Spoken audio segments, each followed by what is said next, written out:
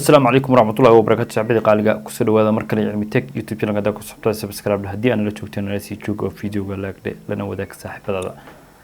فيديو كمان تحاول كسب سين هاي قارك بدن أو صاحب بدأ يوحي يسوي ديان أنا صاحبه إي فوتبول بروجرام يقوم يشرو أنا مركز بيستقل مركزي أن إي فوتبول كانت كشيء كني سوا معي مركز إي فوتبول بروجرام كأن wadamada qaar ma loo ogolo sida wadanka Mareykanka oo kale hadii aan markii PS soo doorgareysanaysi maalintii koobaad soo doorgareysanaysi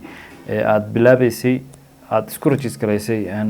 wuxuu ku weydiina wadanka ka soo macnaha ka soo jeedid oo ku weydiina moogtaan wadanka joogtid hadii aan markaas dhahday America ama US dhahday ee football program ma arki doontid ma arkaysid marka ani xataa waxaan sameeyay application macnaha waxaan sameeyay account cusub ayaan sameystay kabacdi waxaan ku bilaabay US ayaan ku bilaabay kabacdi US ayaan ka dhigay aniga oo fiirnaya US markii aan ka dhigay gudaha ayaan galay e-football program iguma jiro kiga kalena waa igu jira marka aan arkay inuu sin e-football igu jiro waxaan sameeyay application kalan ayaan dileeday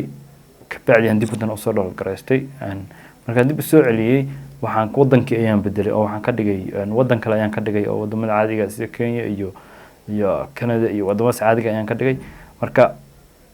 markii aan ka dhigay wadankii kale aan gudaha u sii galay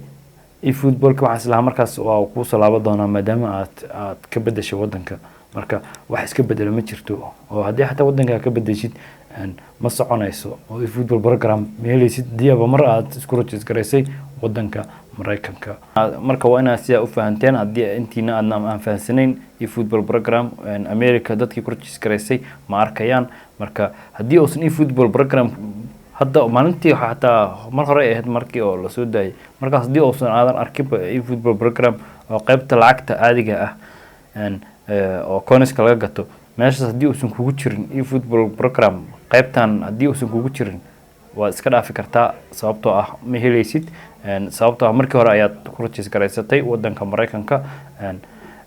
saaxiibada qaaliga intaas ayaan video-gan kusoo gabagabeynaya intaan gaari doono video-ga xiga waxaan kaga tagayaa sidaas iyo amaana Allah isma dhaafno.